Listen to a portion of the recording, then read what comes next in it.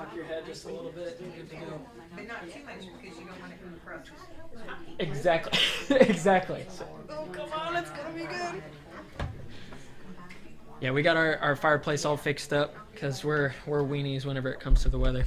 We got Jiffy popcorn to use for our kids' Halloween party. Oh, that's awesome. Saturday night, they don't know what it is. They look at it and they go, what is that? What do you mean? What is that?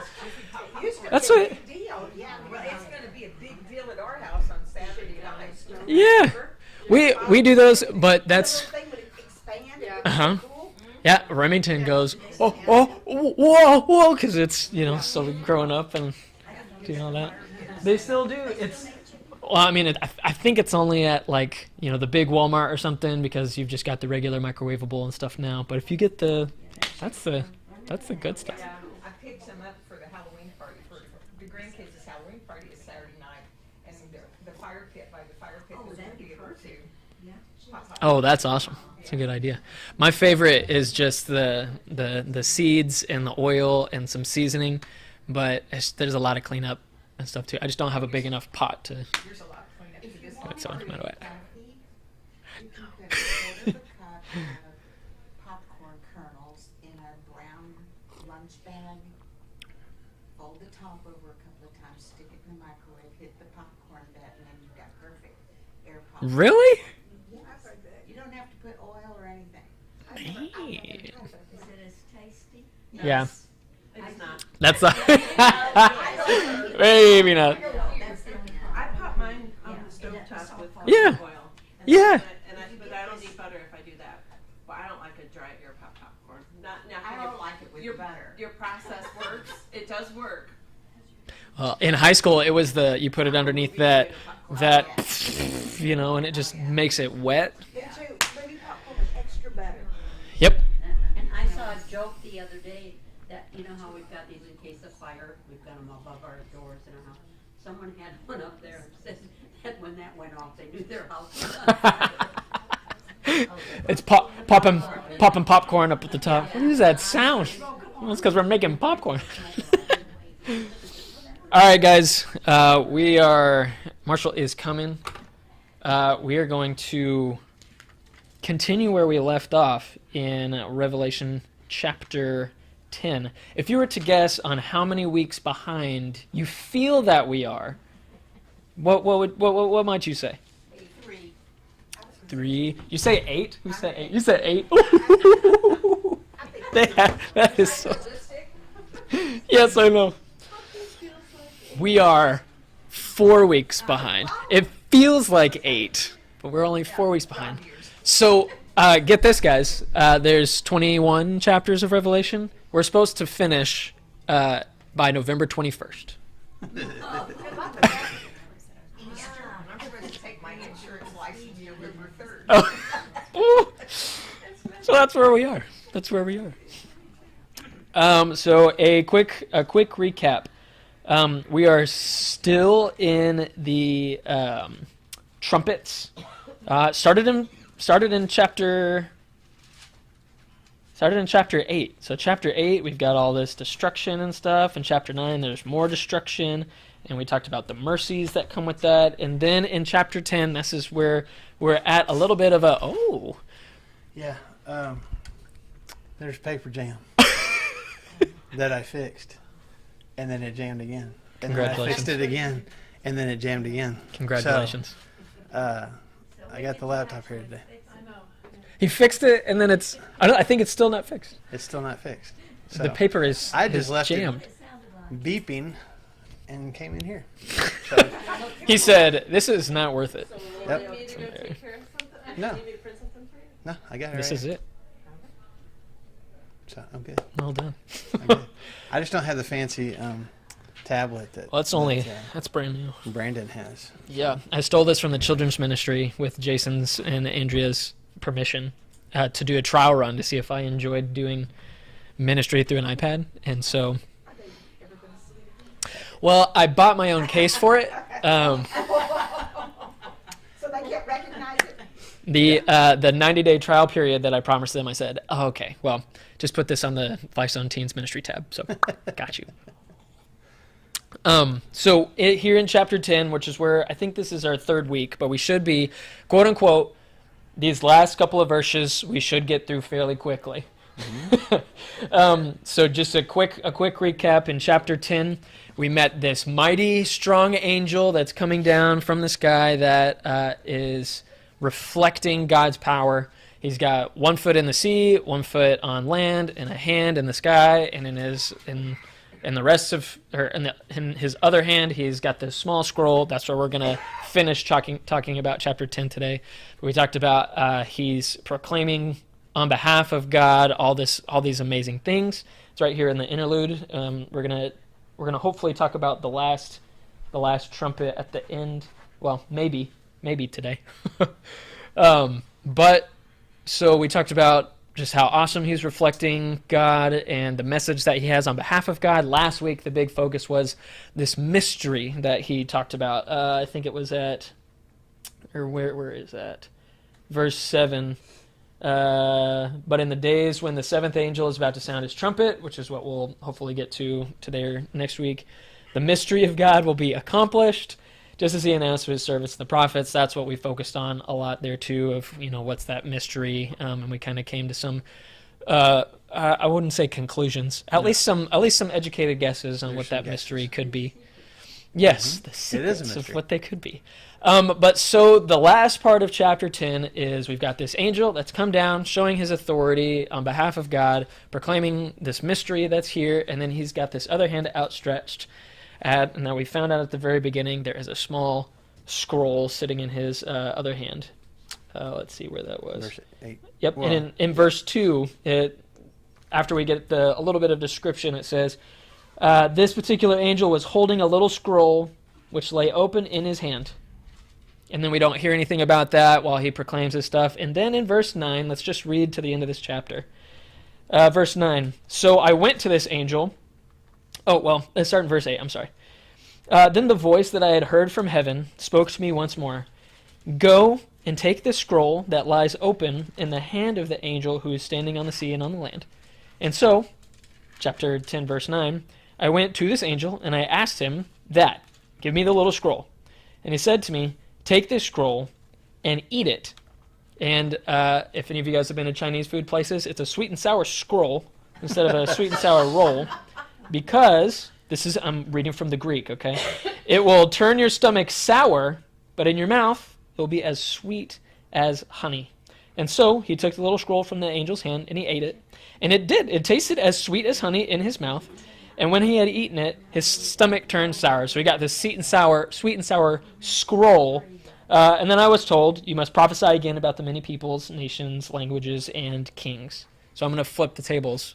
Marshall usually reads it and it says, so Brandon, what does that mean? So Marshall. I got it. I'm on it. What is So again, what we're does that in mean? chapter 10, Revelation chapter 10.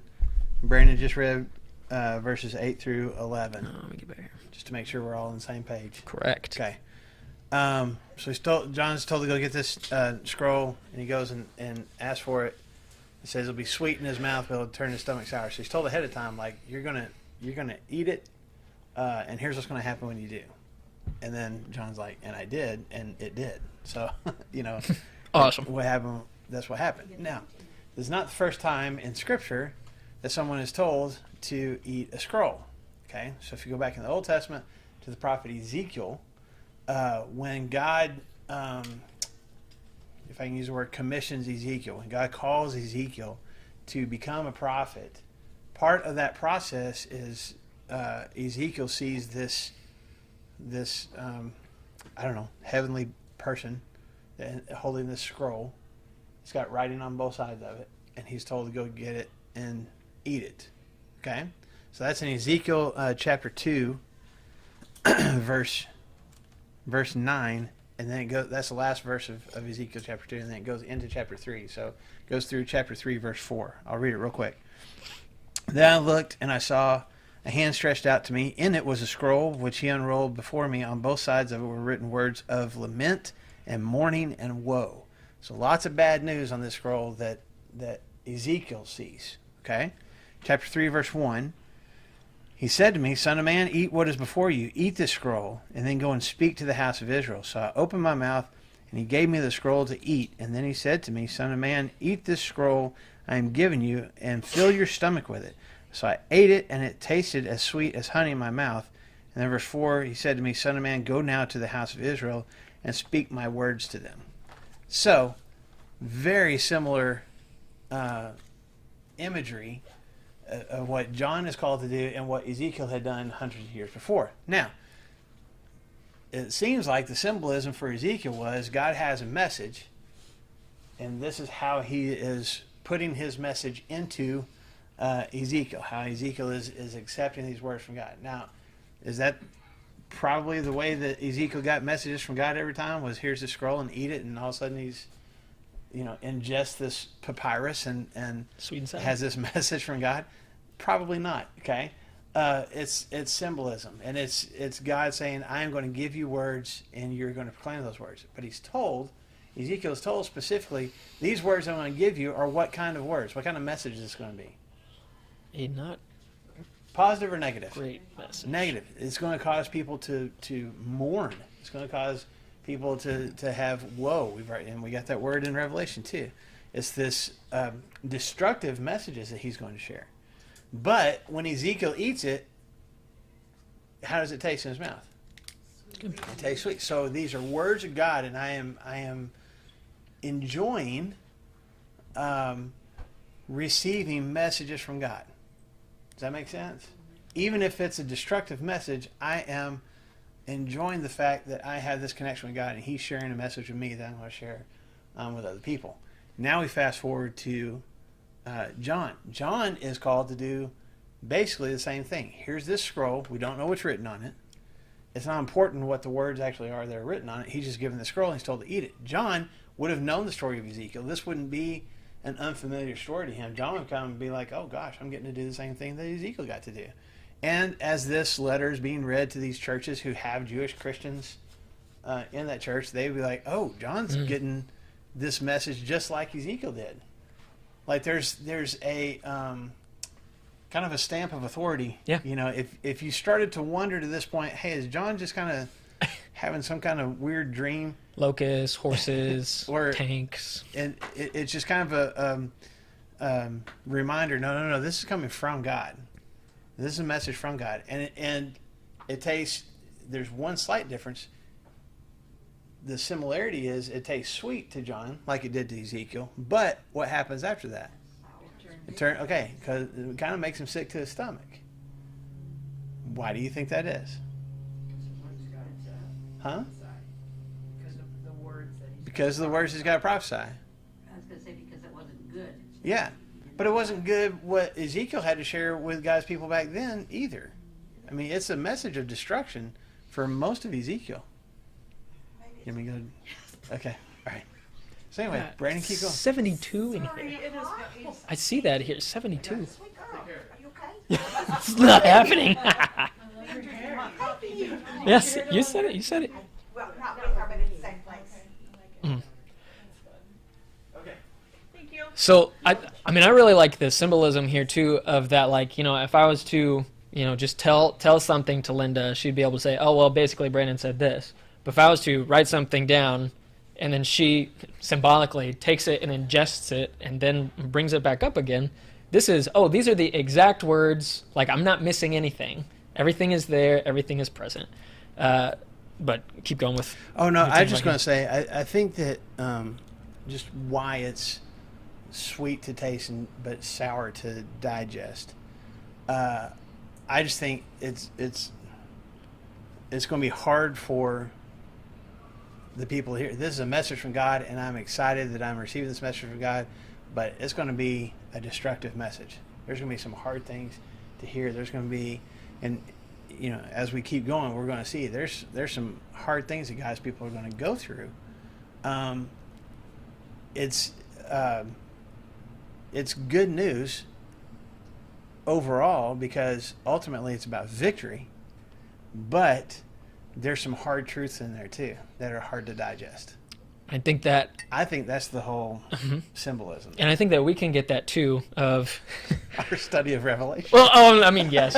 But as we're doing our own personal studies and you read something that is painful, that like that strikes you. You're like, oh, this is talking to me. Like, oh, this is hurtful.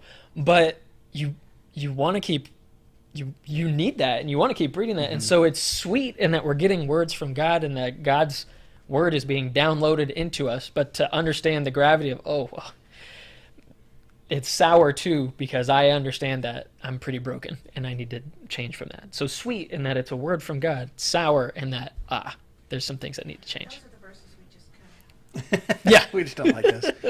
But I think to kind of put a cap on that, and so we can get into chapter 11, that last verse there in chapter 10, not only is Ezekiel given the scroll to read, John is given the scroll to read and has this, kind of reaction to it, but then he's told, kind of, here's the meaning of this. You're going to have to keep prophesying. And there's a little bit of, different theories on exactly what that means. I personally think it's not, he's not saying to John, after this whole revelation is done, there's going to be more prophesying that you're going to have to do after that. I think it's like we're halfway through.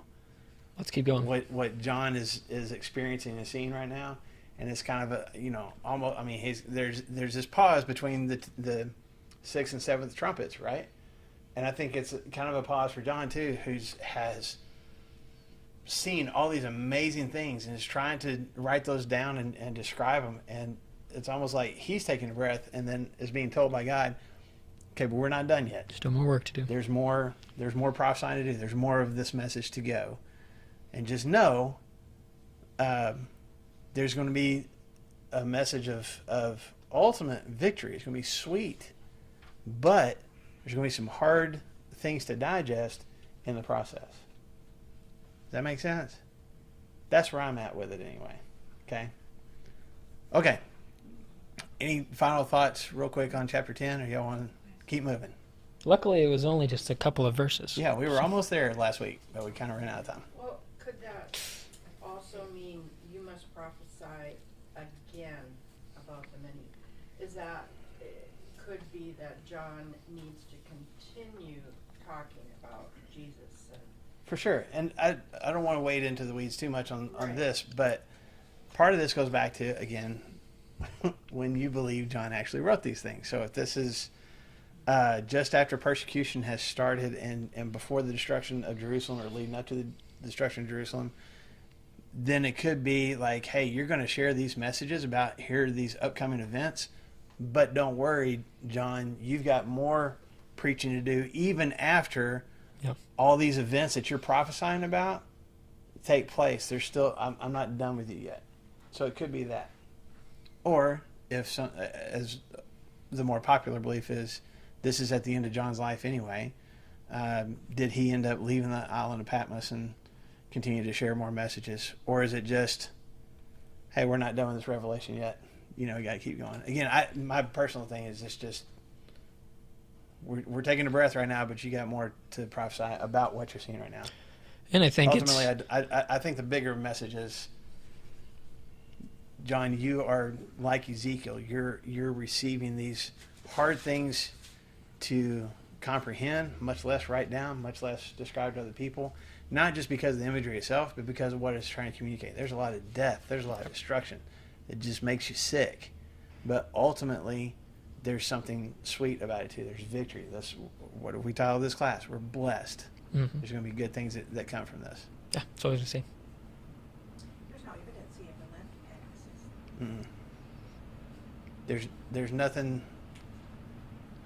There's nothing in There's nothing early, that says early church For fathers sure. or anything. Yeah. No. Yeah. Okay, y'all good with going to chapter 11? Yeah. Woohoo! All right. You two are anyway. Yeah, let's go. Okay, I gotta switch to my other notes now. But go ahead. Want to just? How about we do? Let's how about we read do through this? at least some yeah. of it. Let's read.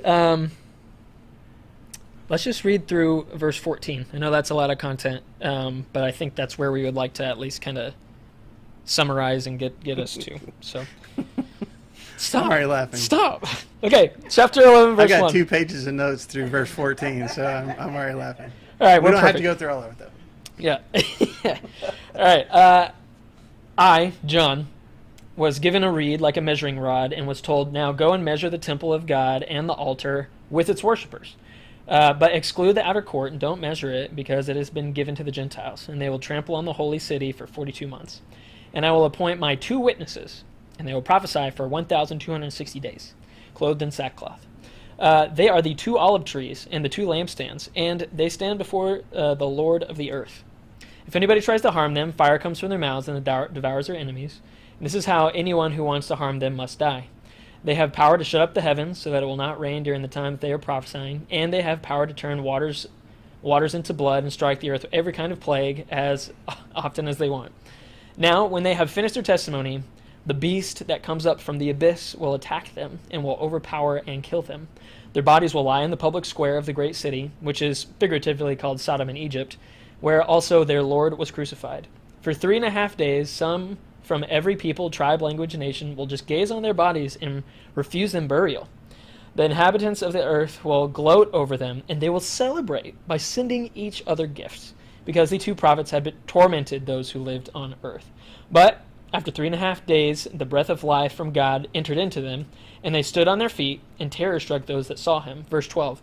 Then they heard a loud voice from heaven saying to them, "Come up here." And when they looked into heaven in a cloud, and they went up to heaven in a cloud, while their enemies looked on. Verse 13, at that very hour there was a severe earthquake, and 1/10 of the city collapsed. 7,000 people were killed in that earthquake, and the survivors were terrified and gave glory to the God of heaven. The second woe has passed. The third woe is coming soon. So luckily, not very much content for us to work through. Hardly any. Certainly imagery no there. imagery. Yeah. Ugh. Okay, so first things first, John he had the scroll, he ate it, and now he's given something else. What is he given?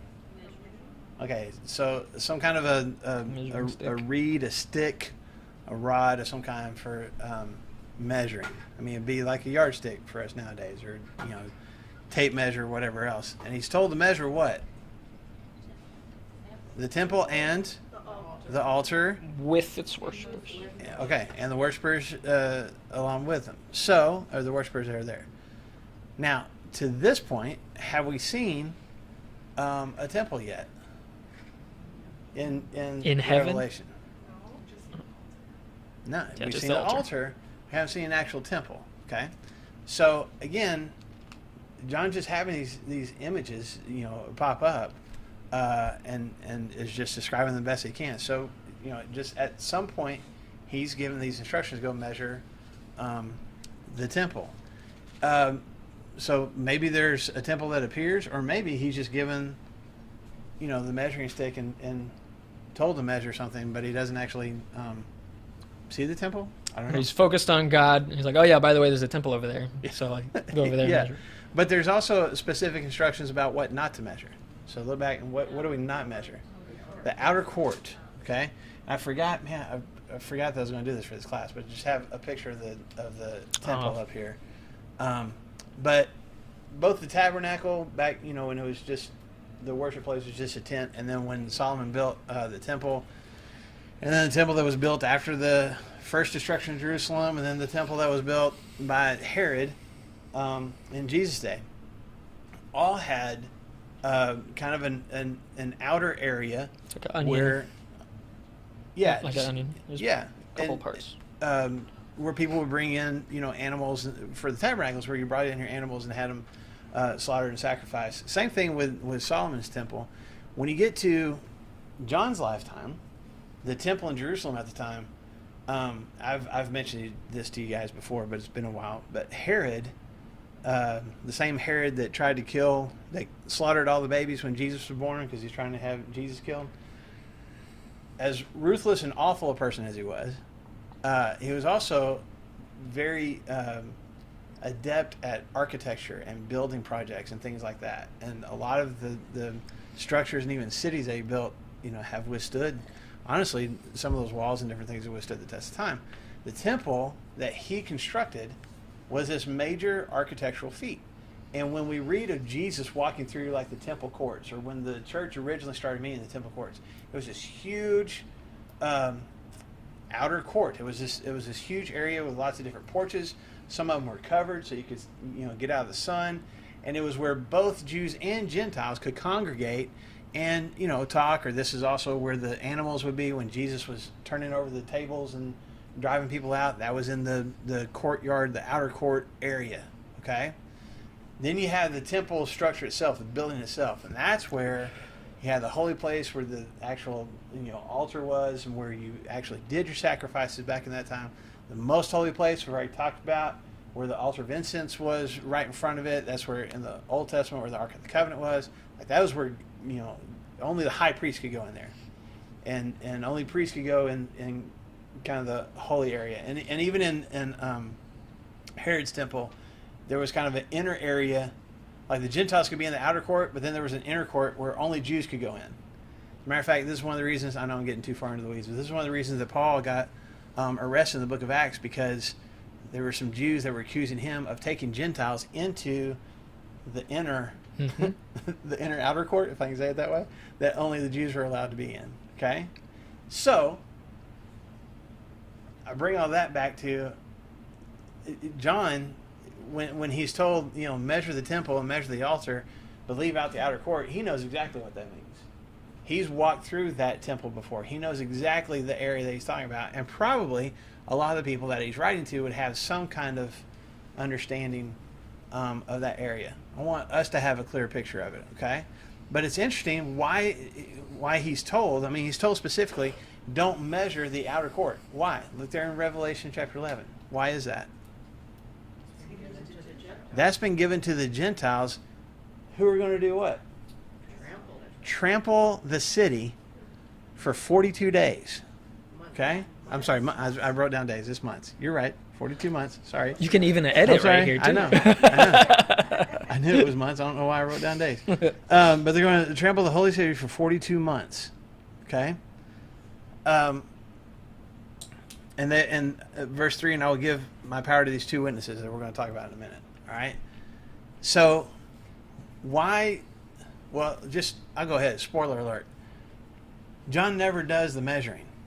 Okay? He's told to measure these things, but then that never actually happens. At least and we don't I have it double-checked. Went through the rest of Revelation. There's not anywhere in there where John takes this stick that he's been given and measures anything. Just so you know ahead of time. Okay? So, why is he given this stick to measure with and told to measure these specific parts of the temple, but then it doesn't actually happen? Brandon? Well, I think it depends. This is the tough stuff. There is the temple that Marshall was talking about, physical structure in Jerusalem.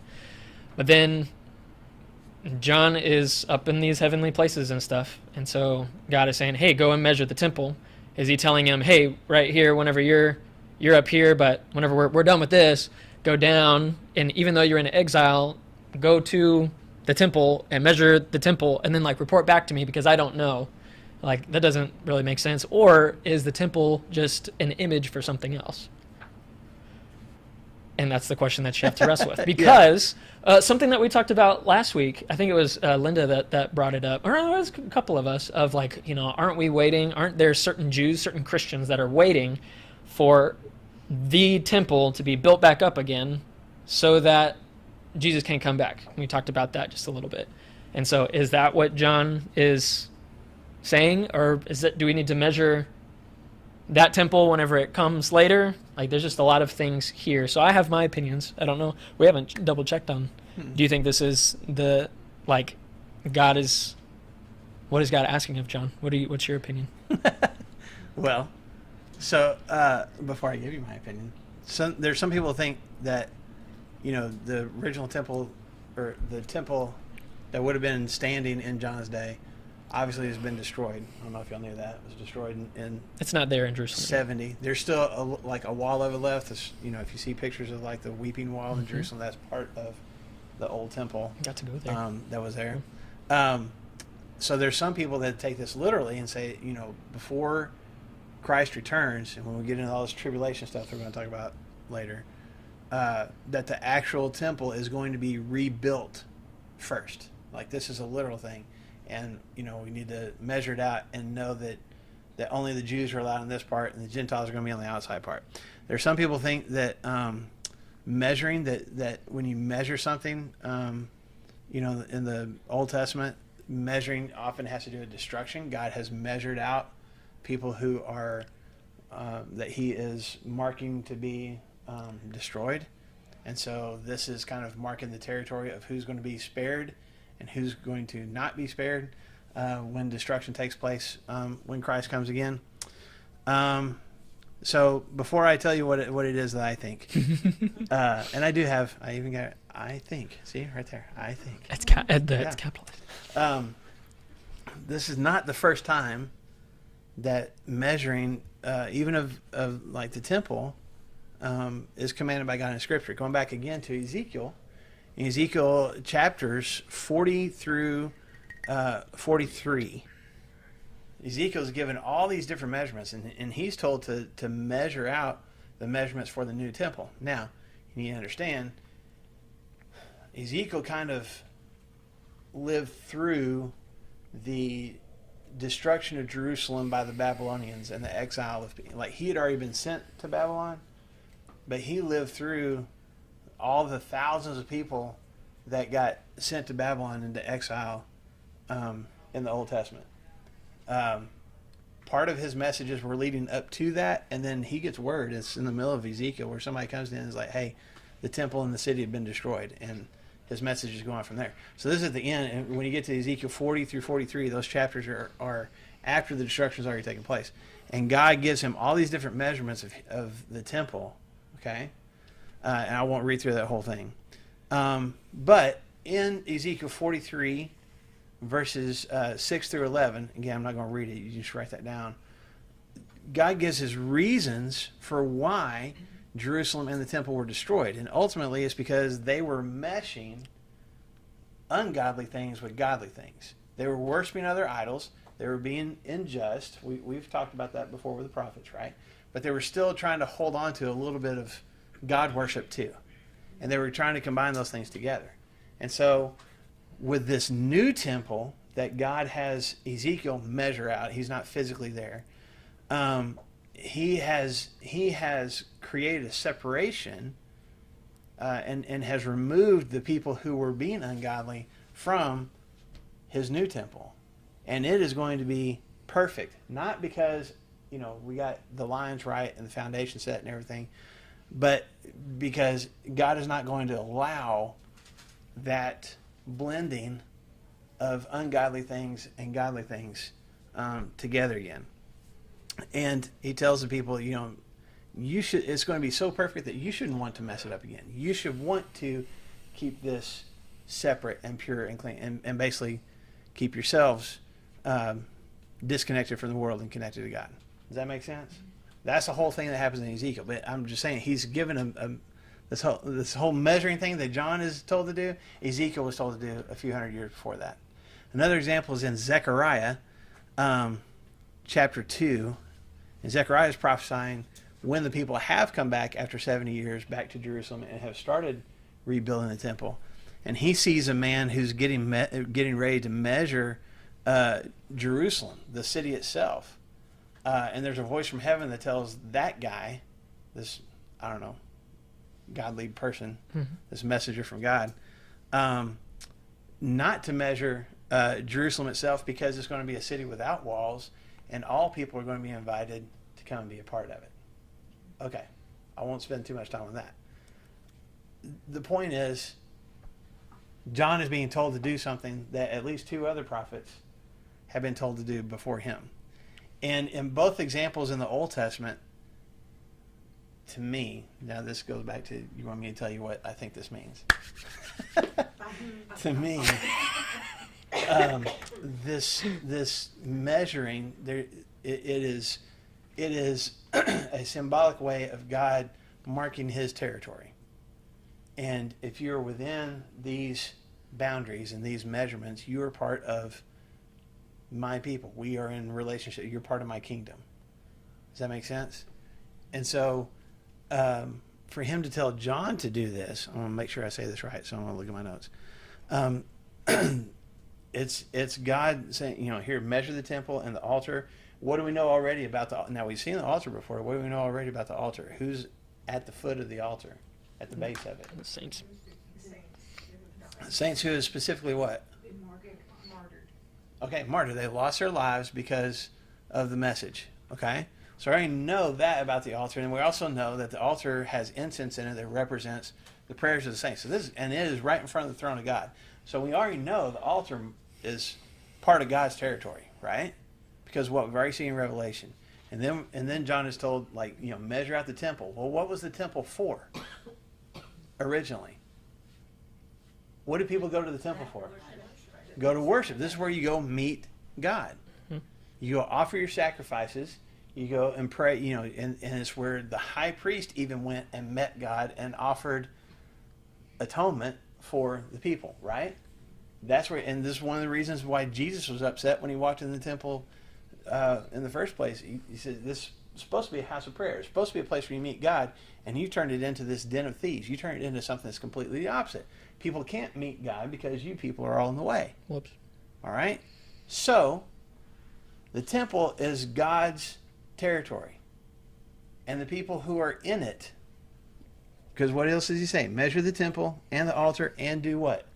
And Count the worshipers there. so we're measuring people too. We're also counting people, the number of people who are in this, that God counts as his people. But leave the outside. Don't worry about measuring it, because why? It's going to the Gentiles. Now, Gentiles, even in the New Testament, are not always just, throughout Galatians, the Gentiles are the non-Jewish Christians, right? But in Ephesians, Paul uses the word Gentiles in Ephesians chapter 4 to describe people who haven't believed in Jesus. He says, don't live your lives like the Gentiles do. Well, there's some Gentiles that he's writing to. What is Paul saying? Don't live your lives like People that don't know. ungodly people, Christ. people who don't have a relationship with me. So, there is this distinction, and I think this is what is happening here in Revelation 11. This is my opinion. So God is saying there is going to be a distinction between my people and the people who don't have a relationship with me. And there's going to be a definitive, I keep using the word distinction, between those who are in connection with me and those who are not. And there's going to be a measuring. There's going to be a line drawn. You're either with me or you're not with me. It's sheep You're and either goats, inside or you're outside. not kind like sheep goat combo. You're Right. either with God or you're not. Right, which is something that you see throughout the New Testament. Right? We're either saved or we're not. We're either God's children or we're not. We're part of God's kingdom or we're not. So, again, I think that's ultimately what's being described here. Is John is being told this symbolic thing that had been told to prophets before with the same basic message. We're going to measure out the area. We're going to make sure that people understand you're either with God or you're not. And here's John being given that symbolism. There's people in the temple and around, in God's presence, and then there's people, Gentiles, on the outside. And the people who aren't part of God, are still going to have this ability to trample the city, to wreak havoc, to cause bad things to happen for a limited amount of time. Bless you. And I'm done. Amen. Amen. Good to go. So none of this actually has to do, like, we are the temple of God. We are the children of God. So there's a theme that it's this red string that goes all the way from the very beginning, from Eden all the way to Revelation 21, and it's this theme of temple, this theme of God being with his people. And so almost all the time, the original temple was Eden. This is God being with his people in an intimate way. There's this connection, there's no shame, we're close together. Then after that, eventually God comes back and says, hey, I want to be with you guys again. And so they make the tabernacle, this nice little moving temple that they can bring everywhere and set up and be close to God. Eventually, God says to David, hey, the house, I don't need a house. I'm going to build a house for you. And Solomon ends up doing that, and they build this temple. It's a place where you come to be with God. Then enter Jesus. This is Jesus coming and dwelling with his people. So this is the moving tent, this moving temple, that anywhere he goes, we're with God. And then eventually, whenever Jesus leaves, God's Spirit comes and dwells inside of us, which Paul would call, we're the temple. We're these people where God comes and dwells inside of us. And we are like the temple, bringing God's presence everywhere we go. In our workplaces, everywhere that we touch. The different people, we are bringing God's presence all over the place. And at the very end, this new Jerusalem comes down and everything. We'll talk about that later. But so here, I mean, the question is then, I'm not sure, is this a physical temple that God is asking John to measure out, or is this a representation of God's relationship with us? Since it never shows him, tells about him actually doing it, one would think it was a representation. For sure. I think so, too. totally think it's symbolic. And I think, to your point of us being the temple, I think that's part of what's being alluded to here. Because you're measuring the people. There. Yeah, you're measuring the people. It's like, well, I don't know. And if it is a physical place, I don't know how many people. I mean, the temple is huge. If you've seen the city of Jerusalem and then the temple, I mean, it's gigantic in comparison and stuff. But we can't fit every Christian of every century in that temple to be counted, right? I think it's more of, well, this is the church, And whenever he says go and measure it, this is at least to me, God is, he knows who is in and who is out. Not anybody, we might question on somebody's deathbed. Well, I mean, I use this, not to be crude, I use this example with the teenagers. Jeffrey Dahmer, we know, right? At the end of his life, he gave his life to Jesus, right? This is a serial killer, rapist, like lots of not good, not on God's team kind of a guy. At the end of his life, he gives his life to Christ. And then is murdered and stabbed just 6 to 9 months after that. Well, we get to sit here and question, well, I wonder, was that for real? Or I wonder, maybe he didn't really mean it. Maybe this is just his last death. Well, I'll just believe in all the religions and just see what happens. It's not ours to judge. What God is saying is, I know, I've measured you, I've counted you, you're either in or you're out, and I know. And that's what I think. I don't think it's a physical temple that we're waiting to be rebuilt as much as it is God got us all lined out, measured us all out, if we're in or if we're out. And to take this even a step further with the word worshipers, if you go back to John chapter 4, when Jesus has the conversation with the Samaritan woman, and her question is, okay, you guys say we need to worship God in Jerusalem, the guys there. We say we worship up here on our little temple up on this mountain. Which one's right? And Jesus responds. He doesn't even respond to either one. He's like, there's a time coming when the location's not going to matter. Yeah. Because God is going to seek, God is going to hunt for true worshipers. Okay? People who are truly connected with Him in spirit and truth. So going back to what Lou was alluding to here, and I think, again, fits with John's imagery here in Revelation 11. It is what Brandon's saying. God knows who His people are. And we don't decide that. That's up to Him to decide. Thank God we don't decide. Yeah. Thank God. But whoever is seeking that relationship with Him, they're in. He's got them. And there are people who won't seek that relationship with Him who are going to be on the outside. That's the outer court in this picture. Okay?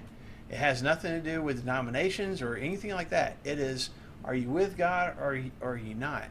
And these people who aren't, not only are they not with God, they are opposed to God. They're going to trample the holy city. They're going to cause as much destruction as they can towards the people who are in, which, continues to happen as far as persecution and stuff like that is concerned.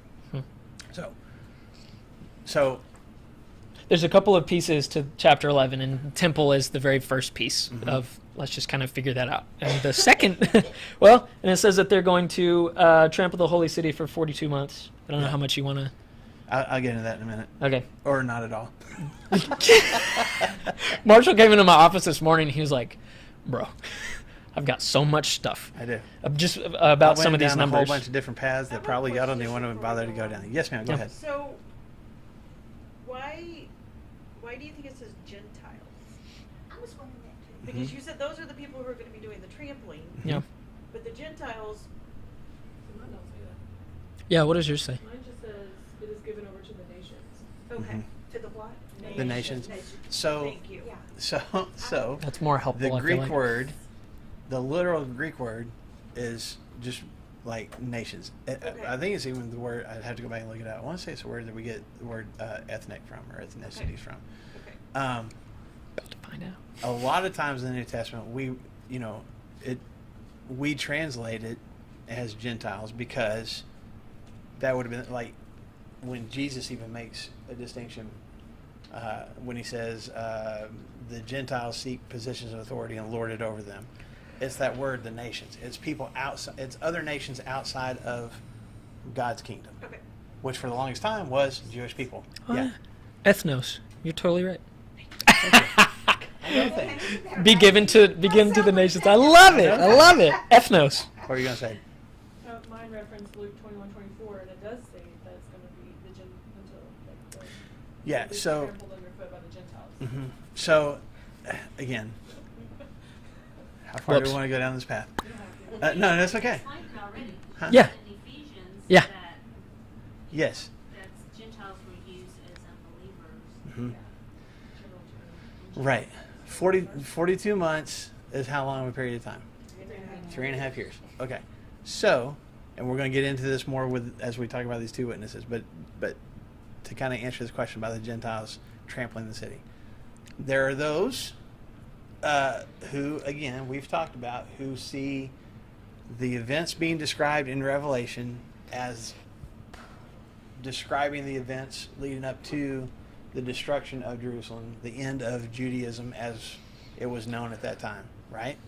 The Jewish wars, we talked about that, lasted from basically 66 to 70 AD, when the Romans started just coming from the north into Galilee and kept heading south and were destroying Jewish town after Jewish town, slaughtering people until they got to Jerusalem. They laid siege to it. It was just awful starvation and cannibalism and murder that took place until they finally storm in and slaughter thousands of people and destroy the temple. Okay? All that from the start to the end took about 3.5 years. Okay? So, there are those, I'm saying you have to buy this, there are those who say this is another allusion to it is being alluded to that that historical event, that John wrote this before the destruction of Jerusalem, not after, and that he is describing, and there's going to be this set number of people that God is going to rescue. They're going to be his people, but there's going to be this destruction that takes place for 42 months. The Gentiles are going to be allowed to come into where? The holy city, Jerusalem, and trample it for 3.5 years. And that is describing that actual historical event. I don't know for sure.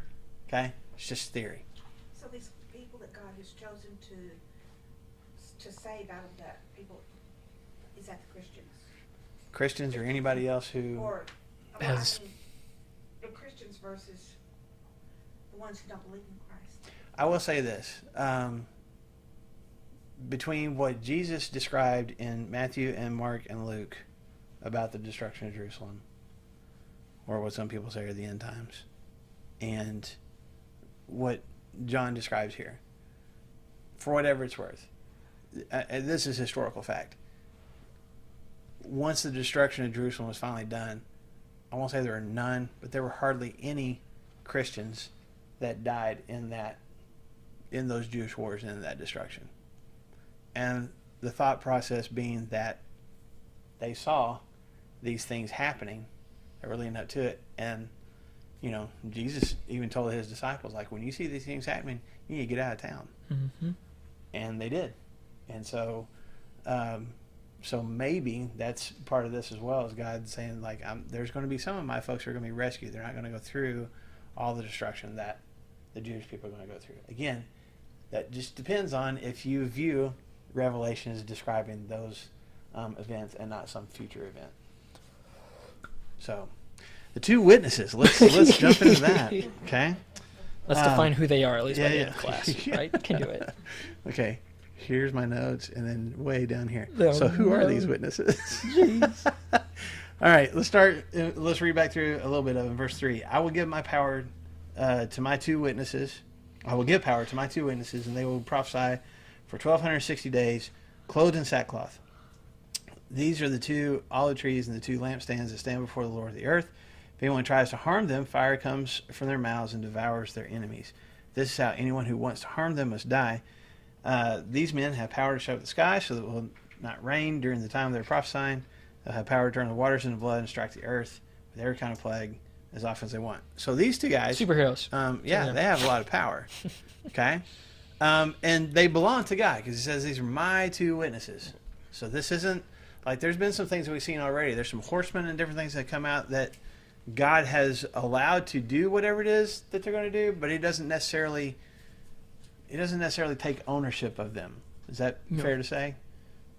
Okay, but these two witnesses, whoever they are, specifically says these are mine.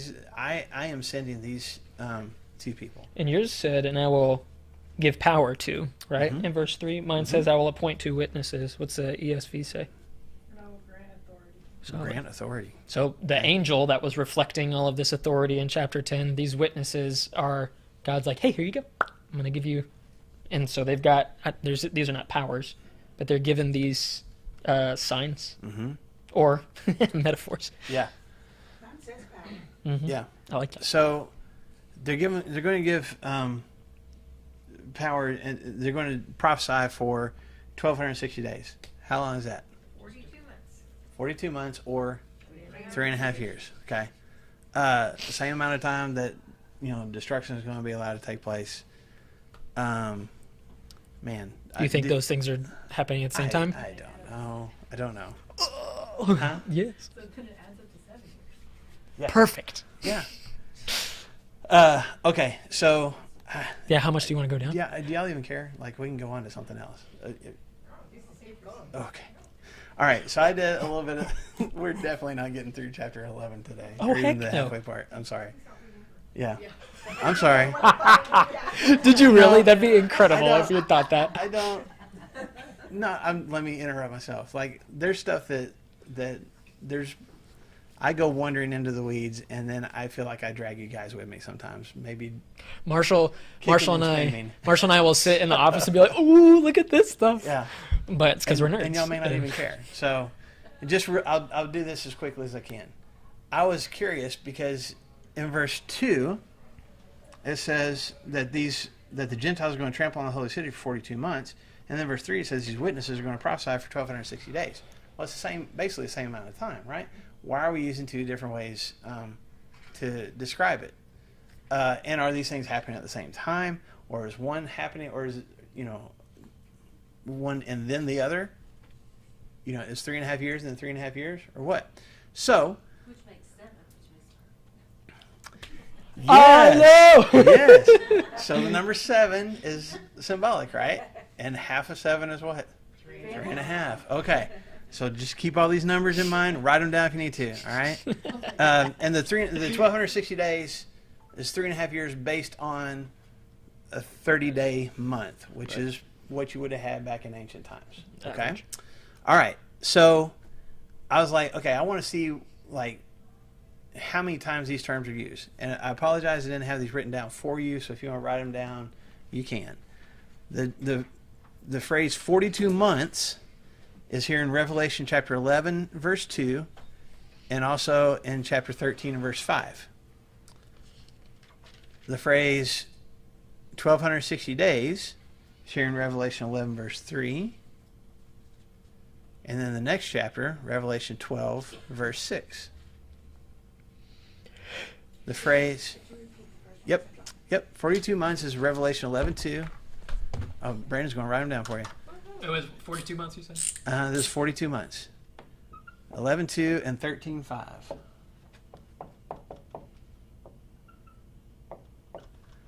Um, 1,260 days is 11:3 and chapter 12, verse 6. I apologize for handwriting. Okay, 3.5 years is later on. We haven't even gotten there, but Revelation 11:9,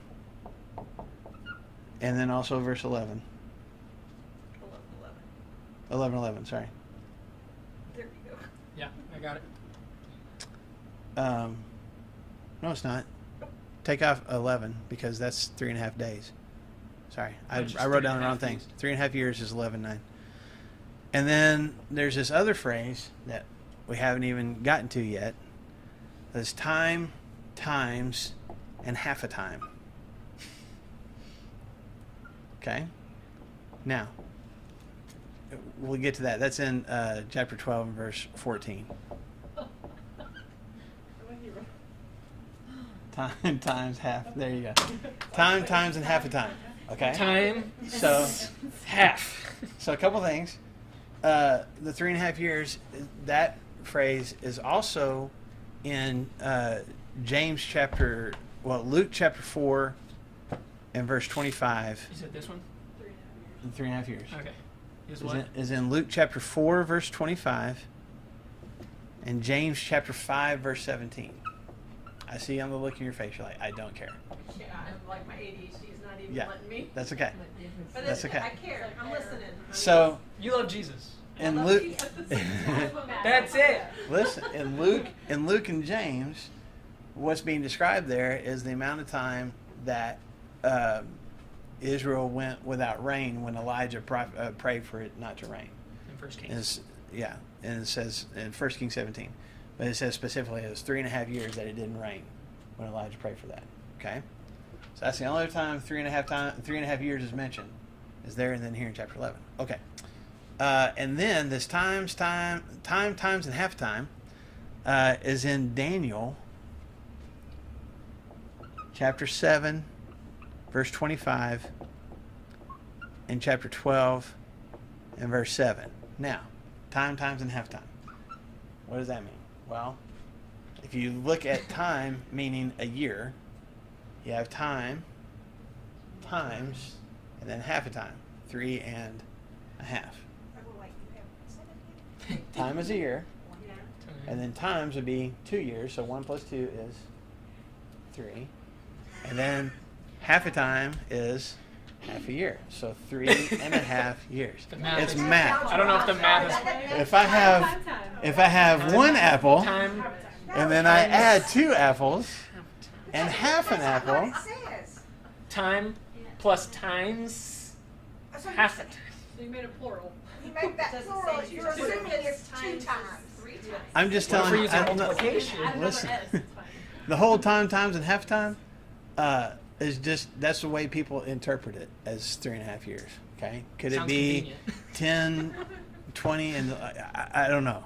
I'm telling you that's where that phrase comes from, and seems similar to these other ones. So that's why I had it included. Okay, so this period of 3.5 years seems fairly important and also kind of common, at least in Revelation. Again, I don't know, and I really don't know. I haven't. Maybe we can Google it or something and find an answer. I don't know why there's not the same term used. Why do we call it 42 months, and then the very next verse we call it 1,260 days? That's the same amount of time. Why do we Seen use? by the same guy. I don't know. Maybe it's God's humor. Maybe it is.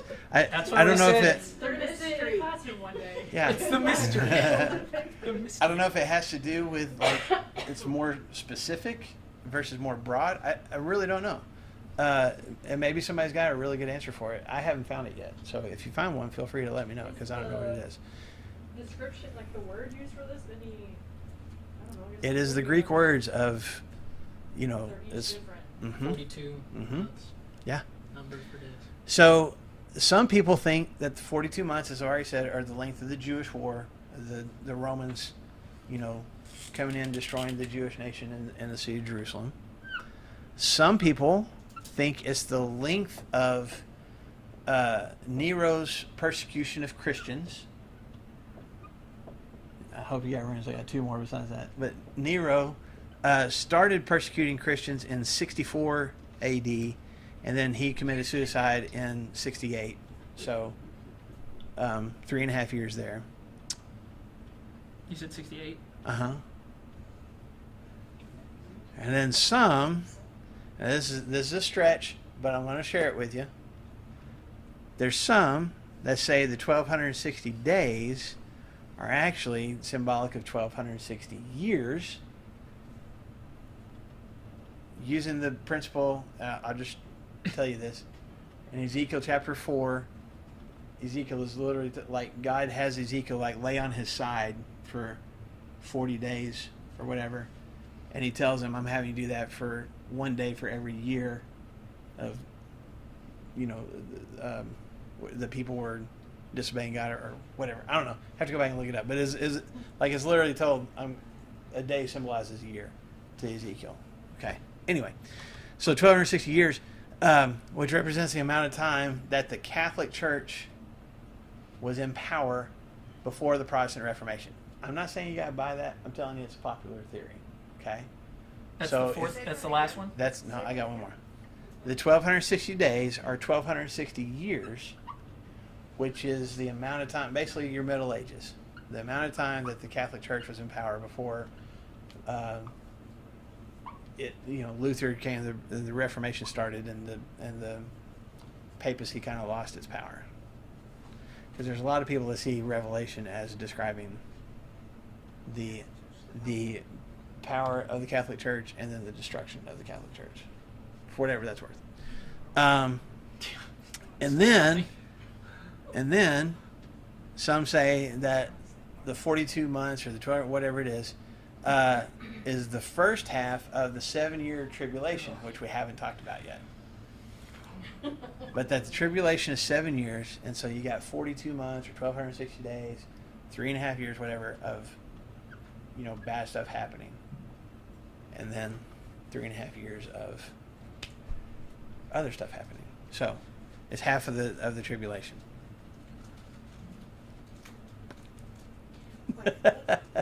42 months. Yeah, look at all that. 42 months Uh-huh. of tribulation. 3.5, yeah. So 7 years, half of 7 years Okay, is 3.5 years. And then, but then what did you say that other 3.5? Oh, I'm sorry. There's different ways that they look at it. So some of them say you got 42 months leading up, or I guess during the tribulation, and then we got 1260 days, which is the second half of that. And then some people say no, those are both describing the same 3.5, and there's going to be something else that's going to happen for the second half. It's half the tribulation, basically, is what they're talking about. Okay. Now, I know all of you are going, what does it matter? And for the most part, I'm with you. I don't know that we've talked about this before, but I don't know if the numbers matter as much as there's a finite amount of time that whatever is happening is allowed to happen. I think is the ultimate message. There's 7 years. We'll get to this. I promise. We've already talked about when we get done with chapter 11. We're going to take hopefully just 1 day to kind of pause for a second before we get into chapter 12 and just let's talk about the tribulation for a minute and the 7 years and the millennium, all that kind of stuff, the rapture, all those kind of things, and just understand what that terminology is and what is in people's minds when they use those terms. Okay, so just know that's coming. And how many days in 11 then? Huh? How many days in 11? In chapter 11? Well, it's a good question. If we keep doing stuff like this, where I give you a whole bunch of information, then basically say, I don't know, then...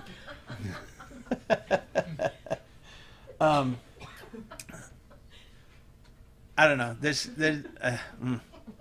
We're already out of time. So. I got a dumb question, and maybe it's just something to think about too. Of that,